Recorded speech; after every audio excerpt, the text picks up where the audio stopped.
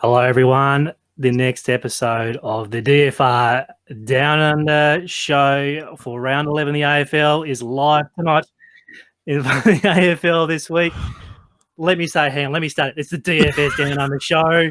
I've been. What a start. Look at me in my little parka here tonight. It's bloody freezing down here. The brain cells are frozen up here already tonight, Hef. What a start of the show already. Hef, help me out. Big show here tonight. How are you this evening, mate? It's colder here than Georgia Love on Twitter to Daisy Thomas during the week. It's absolutely freezing. I don't think we got above 7 today. You've put on the Dutch official beanie. I don't know where you found that. You surprise me every week, Smatho, but we're here. We've got a heap of stuff to talk about. I'm pumped. We'll get stuck into it, will we, Smatho? If you can get your jaw working and spit the words out for us. Oh, look, I'll just say some random shit and you just nod your head and say, yep, I agree with that, Smatho. So, look, big show this week. Speaking of big show, big pools continue this week on both the fantasy sites in Australia, and obviously Moneyball, Draft Stars are just going toe-to-toe, punch on. I sent a little tweet out earlier this week with a little man punching on. So it's great to see here in the DFS community that we have some great pools for the AFL, and especially in the other contests as well. So without further ado, let's talk about this upcoming weekend. And as always, we've got to start the show with Schmatho's 2 thumbs up. And obviously with the big money floating around on the sites here, there was all the contenders came out to play over the AFL weekend. On Friday night over at Moneyball, Crystal Bros took out the big Sydney versus Collingwood matchup with a score of 809, which is a little bit small on the fantasy scoring side. But we did talk about that last week, how Collingwood just don't score for teams. Then we went on to Saturday, and it was a big Saturday slate contest where, in the end, R. William 09 managed to scoop the pool with a big score of 929. If the avocado would like to bring up his side here, let's have a quick look at this particular side. He's want a little sneaky thumbs up for this particular side. Hef, great lineup this one, leading at the top with 112 from Liam Baker out of the blue. What's going on here? Yeah, he was a massive key, Liam Baker, wasn't he? That was pretty brutal watching that Saturday slate. At the end, at the final sign of the last game, it was line for life in front and adjustments. There were some huge adjustments on Sunday night. We'll get to that in a bit, Smatho. But this case, Whelan 09, who's a pretty well-known player around the industry, he got a stroke of luck with the adjustments, and next thing you know, he's taken home 9.7 thousand. So it's a pretty straightforward team there. A lot of those players were pretty well owned. Obviously, Liam Baker and Carl Amon were the 2 keys, and Sicily, even the 104 at 8.5K. It's not like it's breaking the bank at all. It's just something we touched on last week there. Tom Atkins, 96, he's a key there too, but didn't shy away from a lot of the popular players and just put his own little spice to the side, and there you go, nearly 10 grand for R. Whelan. Look, I'm looking at that side. I'm sure you're looking at that side and say we pretty much had all those core players in our lineups too. I couldn't gel them together into a winning lineup. So R. William on Saturday. I'll get back to you shortly, but I do have to go on to Sunday, which was M. Wheel 587. He took out the Sunday slate with a score of 856 for a 5 grand pocket purse. But yeah, Saturday slate, 929 points. Get the emoji up. Look at him tonight. He's actually got his jacket on as well. 2 thumbs up for you, R. William. Come back to me, avocado. Look, there it is. Well deserved. Excuse me. You've been hitting the pools pretty hard, R. William. And so congratulations to you. Big 2 thumbs up for me this week. Let's move on to the KO Sports 200K live final, where more qualifiers happened over the weekend. Obviously presented by Draft Stars here.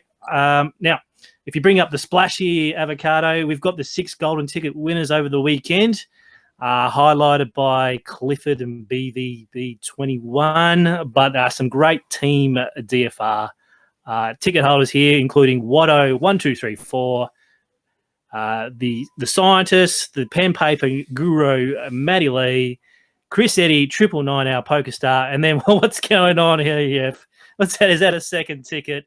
All clear, Smatho. 3 weeks in, all 3 weeks in. I give myself the 2 thumbs up.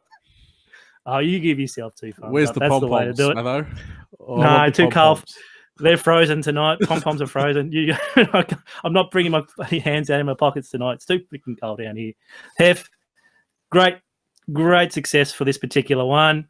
Obviously, you weren't holding a golden ticket after the siren sounded on Saturday night for the Essendon and Richmond game. And then, Noah Bolter got a tackle taken off him, and boom, ticket to all yours, mate. Yeah, that was awkward, wasn't it? Because I was on Twitter with Brento, and poor old Brento was leading right until the last moments of the game. He was, and we just sort of said, I said, tough times for both of us, Brento. We've both just missed out. And just as soon as I did that, I saw a little -4 for Noah Bolter, and then my team just popped up to the top, and there you go, second ticket. But that's enough about me, Smatho. A few big names getting in there. Chris Eddy obviously has done some huge things in DFS. Matty Lee only played a couple of teams, I think, so he nearly took home both qualifiers, which would have been an effort in itself. So there's still 87 tickets left. It's going to be a ripper night, so get on there and get in the qualifiers. Anyone can win, obviously. Well, it's such a relief now that you're not actually putting injuries in those bloody ticket qualifiers anymore. So it's good advice to anyone on the sidelines just thinking, just get the big hitters out of the way and just kind of sneak in later on. There's plenty of opportunities throughout the next 10 to 11 rounds. I'm catching up with a few of the winners, and I'll have an article up soon on the Daily Fantasy Rankings website and how these lads got on for that particular round. Let's touch on some news here, Hef. There's plenty going around in the DFS community in Australia. And I want to touch about the best winter sport there is, and that's cricket. So the World Cup starts on Thursday, Hef. It's going to be a glorious time slot of 7:30 every night. There's going to be cricket on over up in England. First game is actually England versus South Africa, and we've already got some slates up on both of the sites, including DraftStars, come out with a 6K contest. Now, as we talked about in our earlier shows earlier this year, we love our cricket, and it's obviously the BBL and DraftStars. This is going to be no different here, Hef. There's going to be some contests, and there's going to be a lot of pools to sink our teeth in. What are we going to be doing here at the DFR team for the World Cup this year? We're just putting the final touches on what we're going to have. We're going to have articles and cheat sheets and hopefully a resources section. So we're going to have you covered here on DFR. Like you say, 7:30. It's like Big Bash all over again, isn't it? We'll try and fight getting the tea into the kids and getting them into bed, and the toss, and the teams will come out. And we can get all our teams in. The only problem is it's going to hit 11 o'clock, and we're going to be halfway through. But it's still going to give us something to do every night. Cricket's it really grew on me over the Big Bash cricket. It's a surprisingly fun DFS game, especially the way that DFS DraftStars, I should say, they restructured their cricket offering a bit. They've got 3K up on the first game, England and South Africa. Moneyball's got $6,000. Both sites have got very different scoring, so make sure you stay up on that. And I'm sure our articles on the website will cover that as well. It's a huge month ahead. A month might even be 2 months. These World Cups can drag on a bit, but there's going to be DFS every night, and that's what we like. Yeah, loving it. I will just add that Afghanistan and Australia play on Saturday night at 10:30. So you might just want to unload the bankroll into the footy on Saturday and just leave the contest up. So I'm looking forward to make sure there are some people left with some cash for Saturday night. If not, we might just scoop the pools there, Hef. All right. Last week we talked about building lineups on the DFS Down Under show last week, and that was it was quite informative, and I got a fair bit out of it. And then I thought, hey, I want to ask Hef about bankroll. It's kind of a topical topic for us players here in Australia. I want to ask you about my current play at the moment. Now, This time 3 weeks ago, I was pretty frugal with my bankroll, playing $2 minis, maybe some single entries, and maybe some little cash lineups.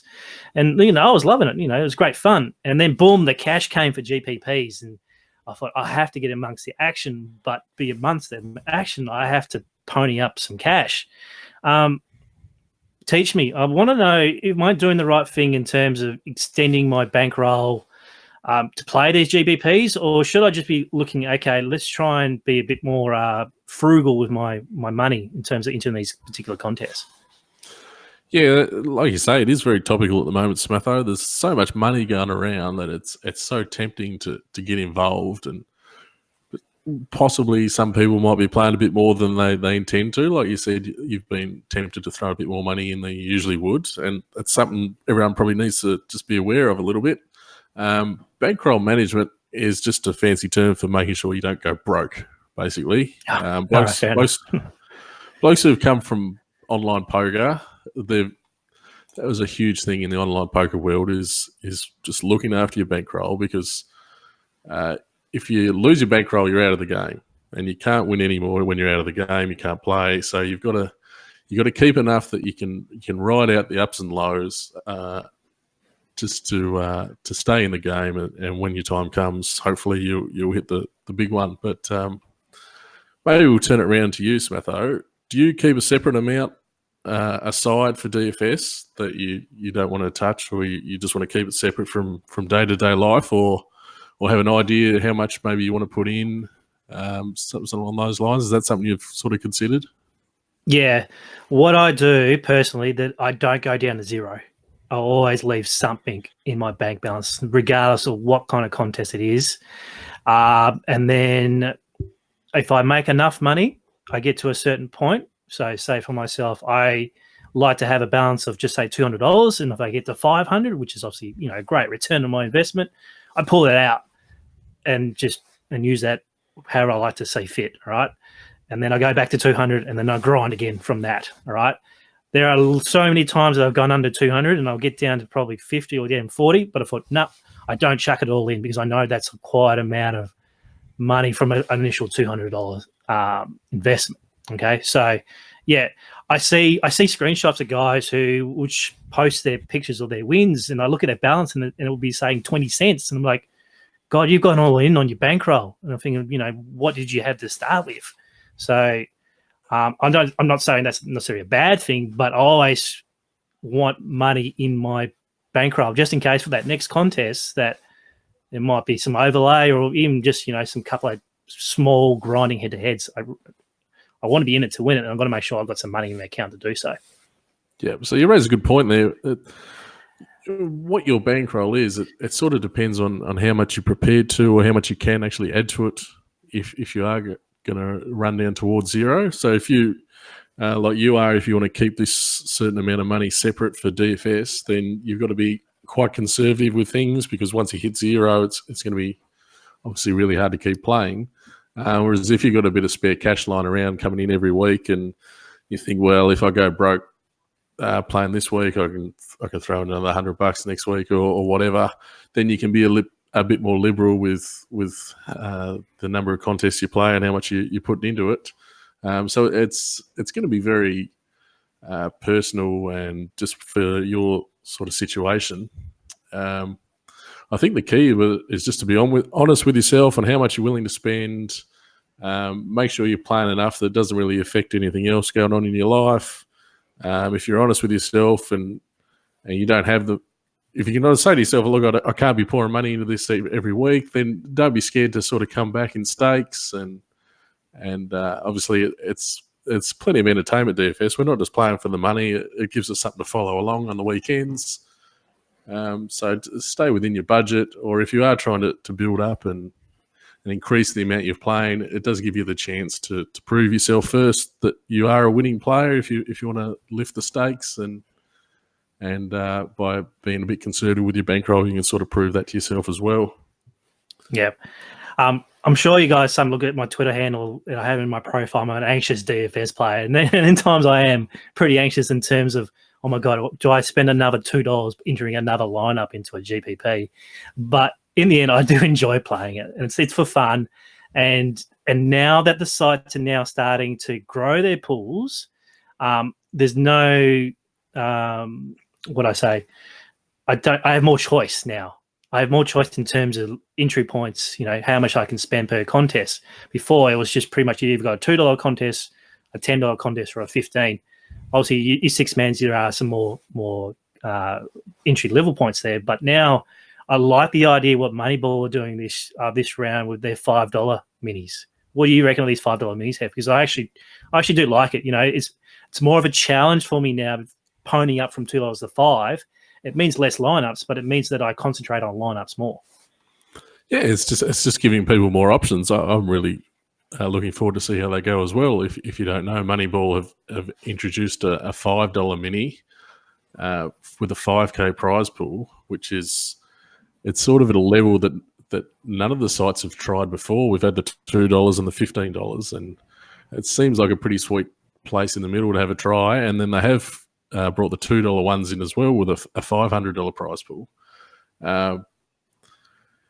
So whatever fits in with your bankroll and how much you want to spend, maybe you do want to throw 10 teams in at $50, and that's a level you're happy with. Or if you're still learning the game, or you don't want to spend too much money, the $2 there as well.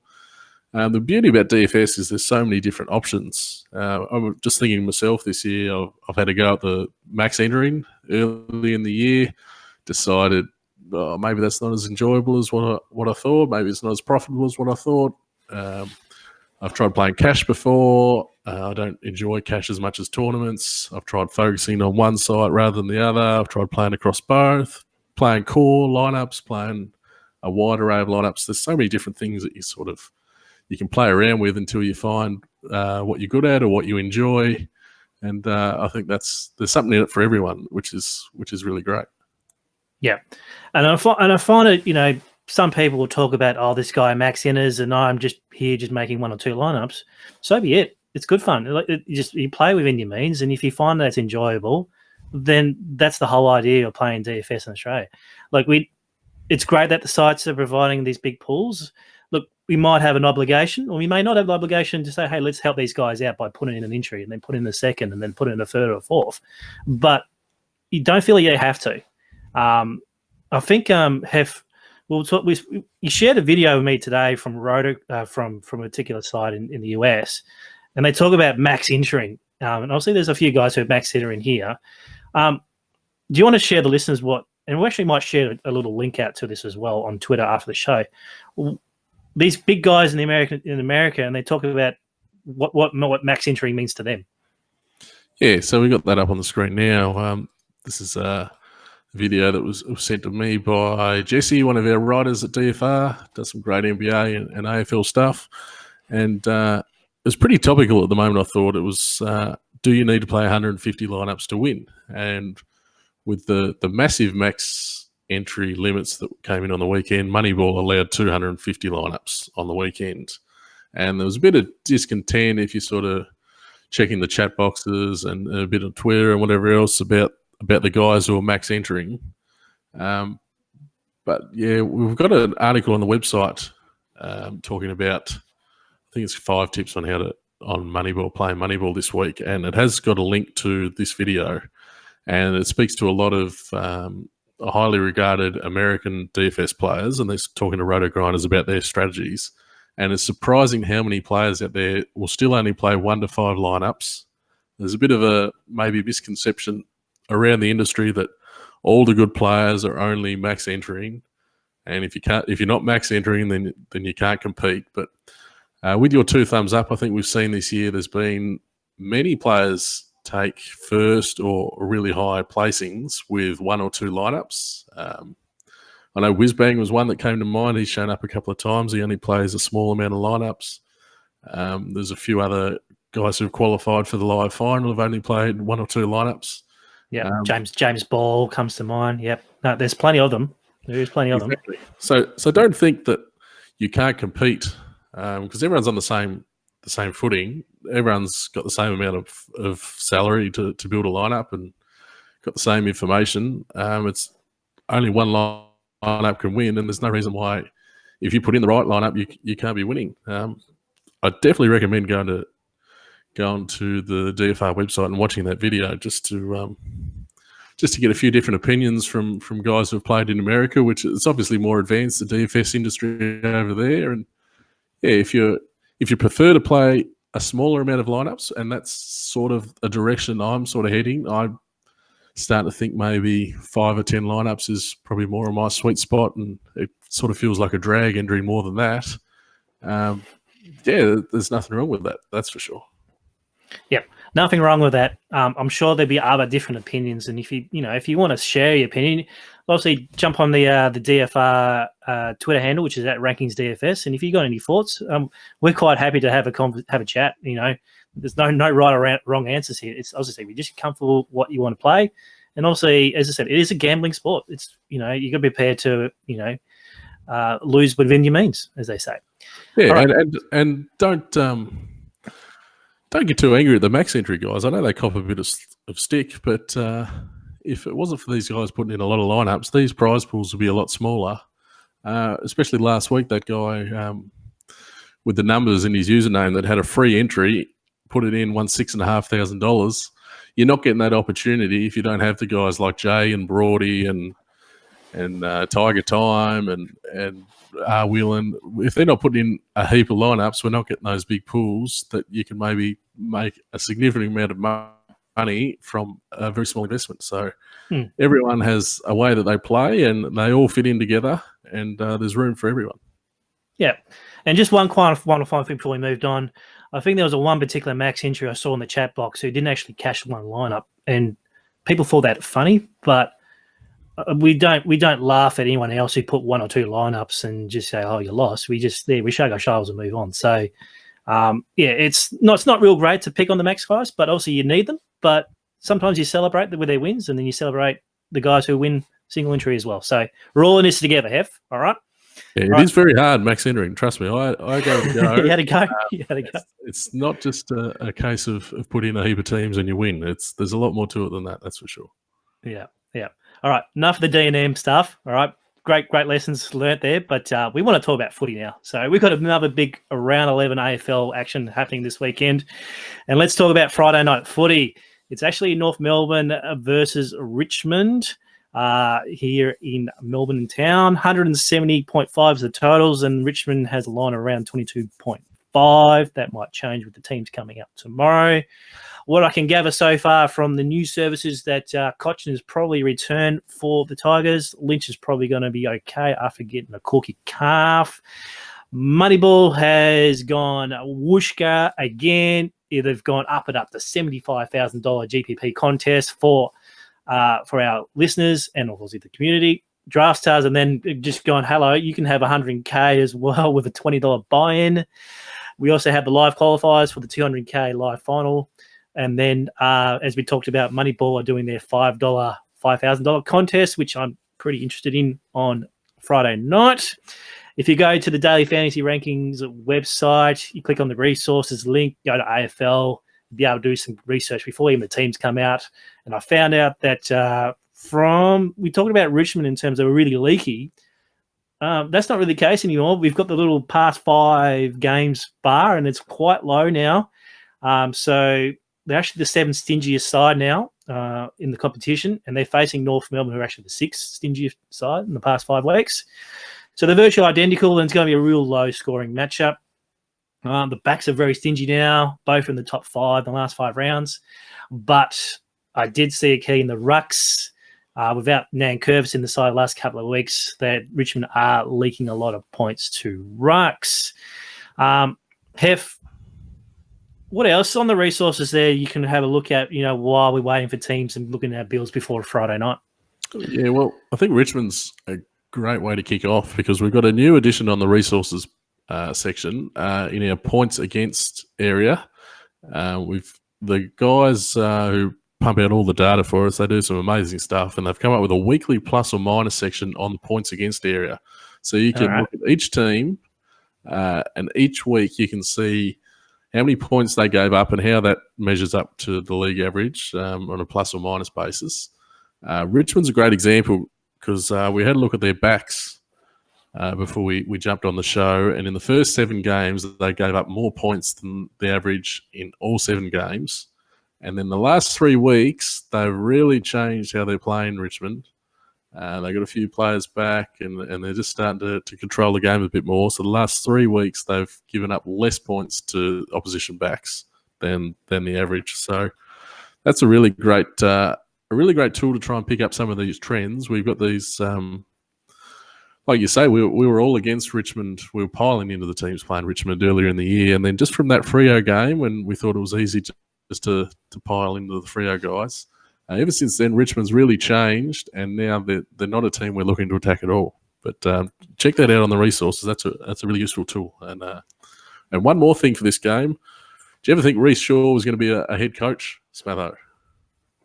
I think, as he described, he's a quirky guy who has good relationships with team members. But, oh, God. You got to give him a go, I suppose. But, yeah, I reckon he's 25-1 to be coaching next year as the head coach, you think? So teams first up for the new coach, it's been one of the great punting systems in these teams. I don't know what it is, but they just come out snarling. So that's just thrown a little spatter in the works for this game. What was the market last week when coaches have their last game? They usually lose their games. Well, yeah, obviously he left a good impression on Brad Scott because they come in. They pull their finger out. So this is going to be a lot harder against Richmond. All right, let's break down the positions here. So let's start with the rucks. As we mentioned, rucks are going to be a goldmine for opposition teams against Richmond with no Nankervis. So you assume that Goldstone's in a brilliant matchup. He's probably against Soldo, who's coming back from suspension. So, look, Soldo's pretty cheap on Moneyball. I reckon the old double stack for the rucks using your flex could be the go here. What do you think? That seems all right. I don't want to get too carried away with those recent ruck numbers for Richmond because Soldo's only played 1 game. He's a pretty big unit, Soldo. Last week it was Callum Coleman-Jones and Noah Bolter. 3 weeks ago, Nankervis got injured and was Bolter by himself. Like, he's not a recognised ruckman. No. Soldo had that 1 game and, Segley got 101, but somehow Segsy got 26 touches that day. He only had 15 hit-outs.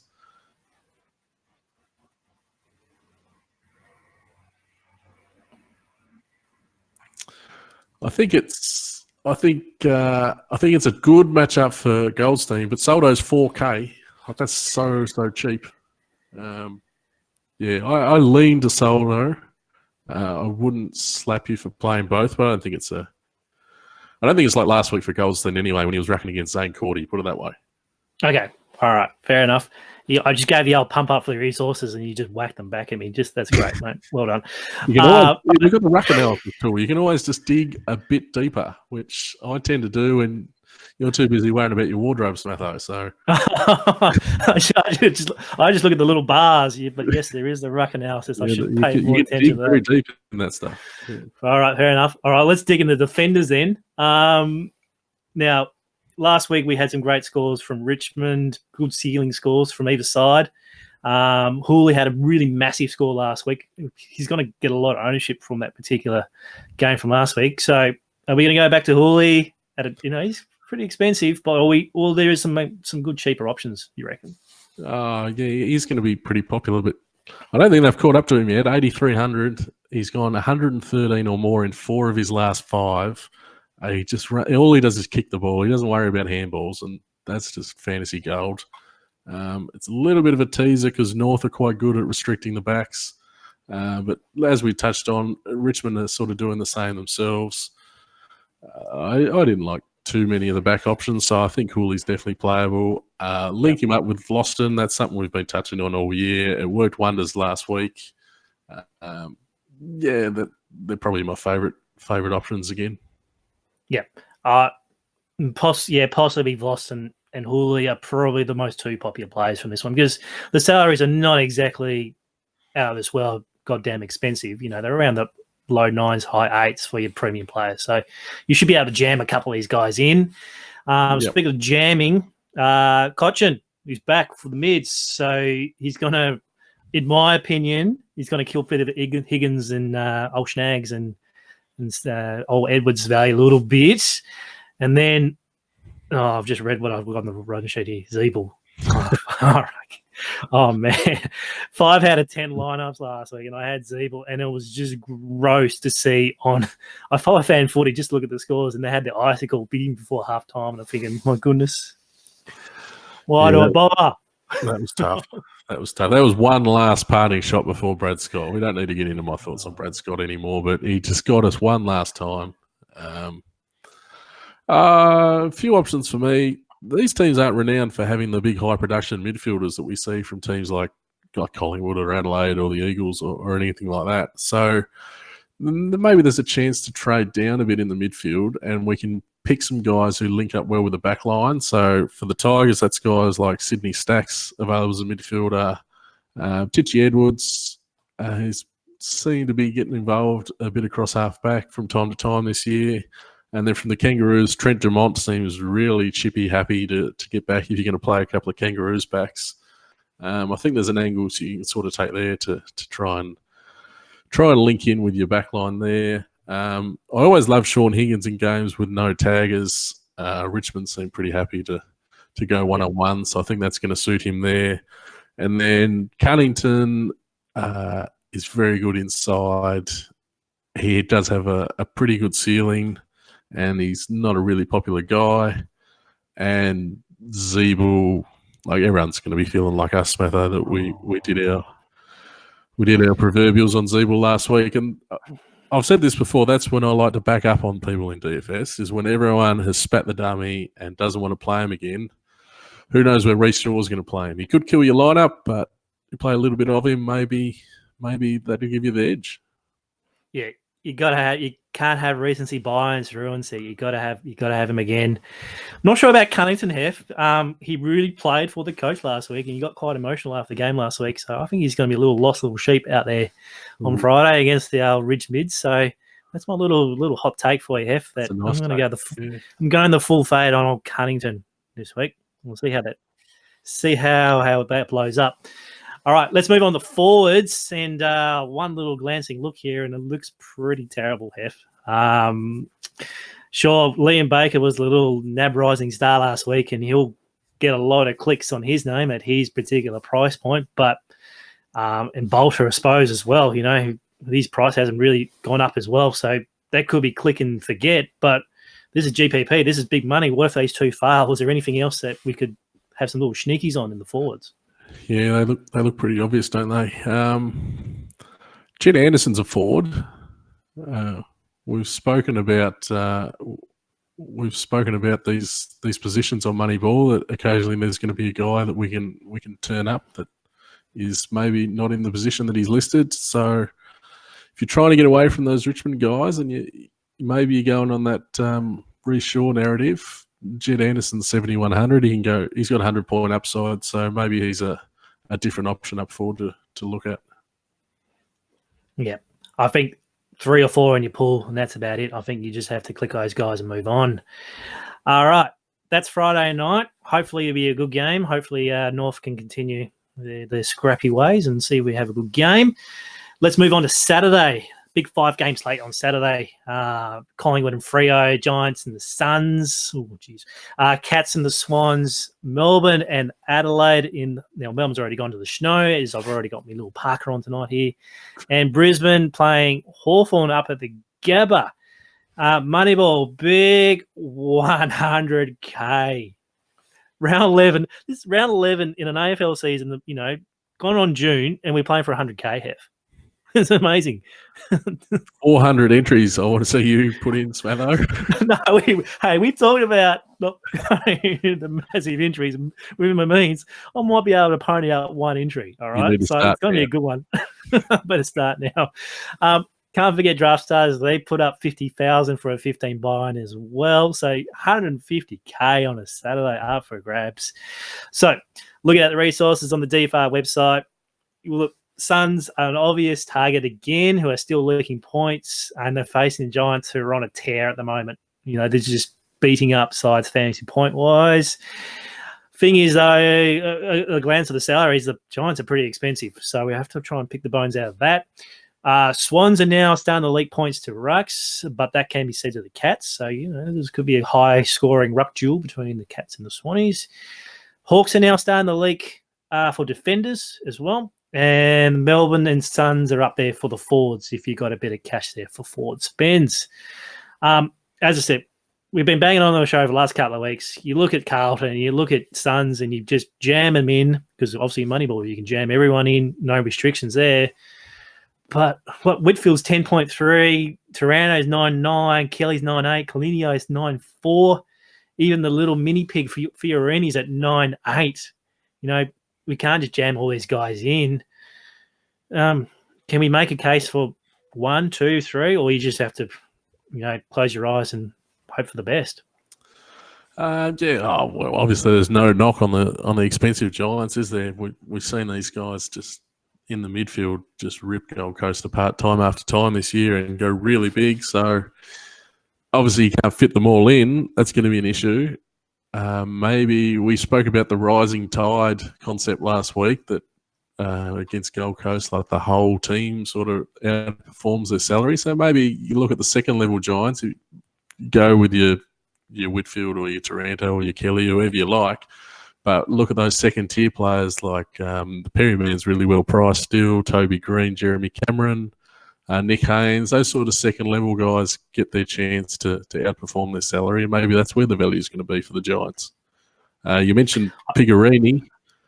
I'm a bit nervous about Pigarini with the way Matt DeBoer's going, Smatho. Oh, the claw. Oh, no. Yeah, that's right. He's playing. Scrap Fiorini. He's cooked. Every year we get one bloke that puts his hand up and says, I'm just the clamp this year. And Ben Jacobs has done it, and Hutchings sort of did it last year. And it's DeBoer time. I never thought I'd say that in my life, but isn't he just dominating DeBoer? He's dominating. He's been told up for All Australian. You know that? Yeah, we used to call him DeBust in our keeper league. A couple of blokes had an unhealthy fascination with him, but he's really fantasy relevant now, but not for reasons you might have first thought. Yeah, right. So Freo coming over to Melbourne. Oh, Smatho. The mice have stopped running. We're going to try and get him back. Maybe his NBN's frozen over. We are going to look at the pies. Every time we talk about the pies, Smatho just goes missing. Oh, he's back. Yeah, the pies have done you again, Smatho. Yeah. You're always running away. Yeah, but Freo coming over to Melbourne, they'll probably leak, but they've priced them up. Grundy's 11.2. That's goddamn expensive. Trelaw's 10K. Even Fife's 9.4. I mean, he has some great form. He's been getting some great scores, but again, you can't have them all on this one. No, you don't want to spend up on midfielders playing Collingwood because there's just no ball to be had. We've seen this time and time again this year. 11.2 for Grundy is just insane. I think we've got him projected for 127 or 130 in the resources section, which is still it's reasonable value. If you're going to find a lot of value guys you like, then Grundy's obviously a really safe option. Lob's still a good matchup for him. But as we spoke about before, the rising tide, guys like Levi Greenwood, who was unbelievable against Sydney. He looked like an All-Australian, Levi Greenwood. He's still pretty well priced. Chris Mayne has just reinvented himself running off that wing. He turned up last week. He's still reasonably priced. And Callum Brown's another guy who did throw in a shocker a couple of weeks ago, but he's got a pretty high ceiling as well. So maybe you find your value from those guys instead. And those guys are really good to link up with the back line, because if Collingwood dominate the ball and you can play a couple of backs and then you can throw Mayne and Greenwood in with them in your midfield, you can really cash in on those games where Collingwood just take the total P155 and just hold the ball for the whole game. Yeah. Question without Nosy Hef. Jeremy Howe is just not a part of this train that Collingwood have for the backs at the moment. And it's very quite frustrating. Is there any obviously he's turned into a key defender who just doesn't get the footy anymore. Can we look at him at DFS again? But I don't think we can. It's hard, isn't it? It doesn't make sense. They've got Jordan Ruffhead down there. They brought in Jack Madgen. So there's two key defenders. You'd think that Howe would just be floating around taking marks like he always does, but he's been so disappointing this year. So I don't know what it is. I end up getting sucked into playing a couple of Jeremy Howes because he's so cheap and he was so good to link up with Crispy and a couple other Maynard last year. But he's really costing me a fortune. He's cost me too. And it's great to see a projection there, and you think he's great value, and just to watch him just don't do anything is quite heartbreaking. The way you talk about Hef, I think balanced lineups with the tide that we talked about it is a good way to go. Would you think? Seems like it. I know you'll have a double ruck strategy, Smatho. Stanley and Sinclair. Some donk-on-donk violence down at Skilled was a GMHBA stadium this year. Yep. Yeah. If there's ever a place you want to play two rucks, it's down there. A little bit smaller ground. They tend to have a heap of stoppages, which obviously helps the ruckman. They're my favourite ruck options outside Grundy, who's obviously expensive, and then Darcy Fort's going to be quite popular considering how cheap he is. But you do need him getting points up forward because Stanley's there taking the main ruck role. So Stanley and Sinclair, they just leak points. They're going to leak points to each other. They're just going to feast from each other. I want to look sort of that way. A few other little quick ideas before we get on to Sunday. Keep an eye on who the Cats name. Obviously, Constable hurt himself in the VFL. Last week, they seemed to go a bit thin through the middle. So you had guys like Guthrie and even Atkins got a bit of time up the ground. Joel Selwood went into the middle when Gold Coast was staying with him, and he really had an impact. Maybe they work out Joel Selwood's an inside midfielder and they should leave him there. Who knows? Who knows? But the return of Dramafield's back though. Is he coming back? Oh, probably. Keep an eye on Hewitt and Ryan Clark, a couple of real dribblers. Blokes like Tim Kelly or Mitch Junkin, they're going to have someone in their pocket all day. Just something to keep an eye on. Keep an eye on that. All right. Good thoughts there, Hef. Let's move on to Sunday. 3 gamers. The old Shanghai, St Kilda and Port in the humidity up there. The Carlton Essendon match up at the G. And then the Battle of the West, which is West Coast and the Western Bulldogs. More money again on particular slides. Avocado, same idea. How much money we got this week for Sunday? Millions, he said. 50K each, I do believe. Is that right, Hef? Yeah. No, there's 75 on Draft Day. Oh, yeah, 75 on Draft Day. I've ever seen. Yes. Yeah, and 50 on Moneyball. Like, Sunday's not just the recovery day anymore. You got to back up again for Sunday. There's heaps of cash there. 75K. Well, let's talk about this particular slate then. Suns and Carlton. So we got Carlton on this particular slate. So therefore we look at the Bombers, but the Bombers are literally cooked in terms of players. There's half of them bloody injured, Hef. Yeah. So in a basketball term, that's great. That means next man up. There's a bit of value there. So that means, what do we do? Do we just go on Essendon stacks for guys who are underpriced because of their roles are coming up for this particular side?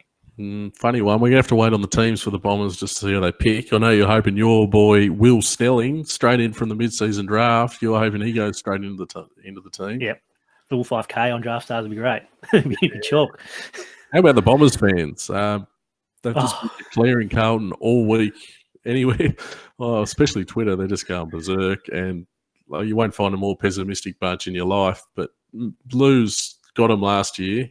Yep. And I must give it to the Bombers supporters. They were saying, watch this, we're going to lose to Carlton, and they did. They've had years of torture, so they're conditioned to it all. So I'll be aware of that. Maybe the Blues cause an upset again. No one knows their team like fans. Fans really know when they're going to lose a game more than anyone else. So keep that in mind. Oh, you listen to talk about radio. They said they don't want to turn up to the game this week, so they know they're going to lose.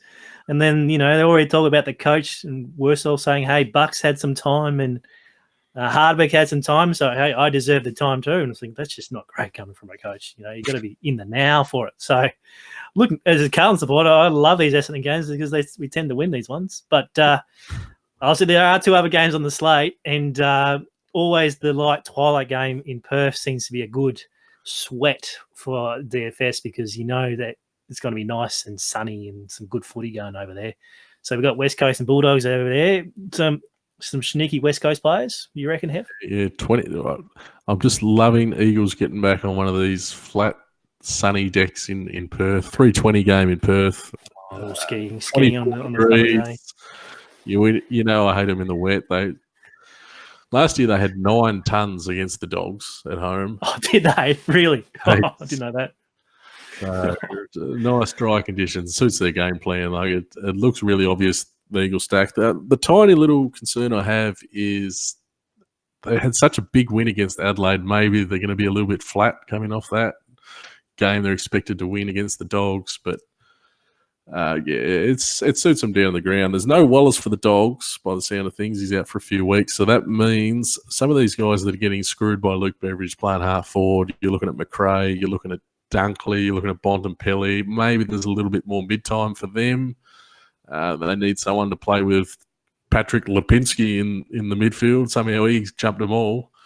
So maybe a few options there for the doggy big guns. What do you think about St Kilda and Port over in China, Smatho? Oh, look. If Rocky doesn't play, it's going to open up some good Port value again. You might have to check the old fourth quarter from third quarter time on the last game and see who went pretty well in the fourth quarter last week. There's the Hawthorn. If you really want to deep dive in the stats, maybe your rookies are now the mid prices, like your Dersmers and your Drews. If he gets a game, they could possibly. I think Lycett's coming back in, so that kills the little cheap rucks again. Your Frampton and all that. So, and then God knows what St Kilda will either perform really well or just die in the heat. So, not sure, mate. Not sure in terms of Sunday, but obviously we'll check out the teams come out Thursday night and then Friday, and hopefully some sneaky rookies get a game on Sunday. Don't forget your theory against St Kilda with the backs, Smatho. They've been giving up the backs all year. It's hard picking these backs for Port Adelaide, but Darcy Byrne-Jones, Dan Houston. Yes. I don't know if it's on the plane or not, but keep an eye on those Port backs. There's definitely opportunity there against the Saints. Yeah, they went pretty well last week too. I think I saw one of your single slate games where you had a Darcy Byrne-Jones and I think Jonas or Houston and that went pretty well too. Some good cashes for you last week. So yeah. I think play Jonas. He's got a Norwood mouthguard. If you jump on Port Adelaide Big Foot, some comments on there. They are scathing. Worst captain ever because he's got a Norwood mouthguard. But anyway, what are we up to? We're digressing. We've wrapped up the footy. This has been a big show, Hef, and we still got some more content to get through. So let's just whip through this for our viewers. Tennis. We're talking about tennis on the DFR Down Under show. Week 1 this week. DFS Down Under. Yes, it is the Avocado. I'll get that right one day, maybe around 22. What a get for the DFR team. Ace Previous. He's been providing quality content for the DFR website, and I've been just hooking the trailer onto his tips and just smashing them in DraftKings lineups. And it's been good to wake up in the morning at 4 a.m. and just sneak on your phone. It's like, I've got 5 or 6 winners here, and there's one still going. So, what do you reckon of the tennis so far at the old French Open? With a name like Ace, he's born to be a tennis guru, isn't he? I know a couple of guys who follow his stuff. He has his own service, Ace, and they really rate what he puts out. He gives a heap of information. So to have him giving his thoughts on the DFR website is a massive coup. And to be able to use that to play those pools on DraftKings, we've already seen some guys sort of speak up on Twitter and say they've had some success. So that's definitely worth checking out. I've got it as second on my weekly reading list behind your golf articles, Smatho. Oh, that's very kind of you, but he's kind of my number one at the moment. waiting with bated breath around 4 o'clock every night. Where's the tennis? Where's the tennis? I want to put a tennis line up in. I don't know half of these players. I've never known them before, but if Ace says they're good, they're going in. All right, but speaking of what is good, golf again on Thursday. The Memorial Tournament at Muirville Village Golf Club. The lead up to the US Open, which is not far away. Big field this week. No, I did write as an earlier lockout at 8 o'clock, but that is actually incorrect. It's around 9 o'clock lockout this week. 120 in the field, which is an invitational field, so therefore there's less golfers to get cut out of the field. Last week, if you were following along, the top 10 or 12 golfers on the slate all had shockers, apart from two of them, which was Jordan Spieth, who's been having a shock of the year, and my man Tony Finau, who went pretty well. But this week we've got Tiger Woods back, we've got Rory, we got him back as well. So good quality field. The winner last week was Kevin Na, little swagger man that he is. Have you caught any of Kevin Na's little antics over the years? No, I haven't. I'll be honest. Is that what you linked me in on Twitter before? Actually, is that now? No. Yeah, I haven't got around to watching that yet, but nah. Good on him, but good on you, Kevin. Give me a banker this week, Smatho. Set me on my way. All right, okay. We'll make her out this week. I've kind of shared out for a couple of mates already. Patrick Cantlay is my banker this week. If you see him in head-to-head, if you see him in the head-to-head, if you see him in the top 10, if you see him in the top 5, and you find some value, get onto it. Okay, he's built for this course. He's a machine. He scrambles. He hits greens. I'm expecting a great finish. Unfortunately, he's pretty high on DraftKings salary, which kind of kills my buzz for that particular one. But as I said, Thursday night, DraftStars have got a 10,000K contest for this particular matchup, and I'm very excited to get a few teams in that particular one. And then also on Thursday night as well, along with the cricket as well, we've got 3 sports on Thursday night. Is the NRL. State of Origin is next Wednesday, so we've actually got a modified fixture for this week. So there's only 4 games this week, Hef. Thursday night is Penrith versus Manly. This locks around 7:50, so you've got cricket at 7:30, you've got rugby league at 7:50, and then golf is shortly after. So you have to be very, very organised this week with your teams outside of AFL. This is a coin flip game. I'm just gonna that's right. I tipped Penrith last week to win. Do you recall me blabbing it on after I shot the dog about Penrith? Yep, I do remember that, Smatho. Well done. Did they win? Yeah, the Dragon, as I said, I talked to the Dragon. We, came up with a great narrative, and that just played out beautifully. I hope you got onto the halftime, full time. And the Dragons grow some balls this week and just going, let's go to the top of the tree and go draw at halftime into a Manly win at $19. Yeah, well, that's out there. I can't wait for the live. Get along, Smatho and the Dragon. If you get along with these two guys when there's a few drinks around, I'm looking forward to just getting around you and the Dragon at the live final. I like that he's going out on a limb though.